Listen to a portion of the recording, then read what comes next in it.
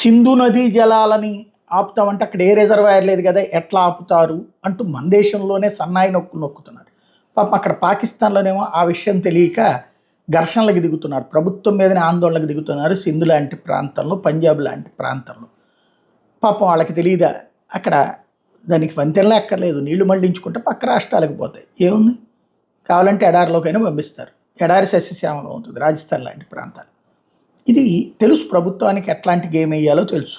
చేతనైతే ఆ గేమ్లో నువ్వు పార్ట్గా లేదా పక్కకి పో, పక్కెళ్ళి ఆడుకో, అంతే తప్పించి ప్రతి వ్యూహంలో ఏలు పెట్టి ఏదో పాకిస్తానోడు మాట్లాడినట్టు ఇక్కడ కూర్చుని పాకిస్తానోడు కూడా మాట్లాడట్లేదు, అట్లాగే వాడు భయపడి చేస్తున్నాడు, వీళ్ళు వాడికి ధైర్యాన్ని ఇచ్చే వ్యవహారం చేస్తున్నారు. అది పక్కన పెడితే ఇప్పుడు తాజాగా మరొక 2 డ్యామ్స్కి సంబంధించినటువంటి వాటర్,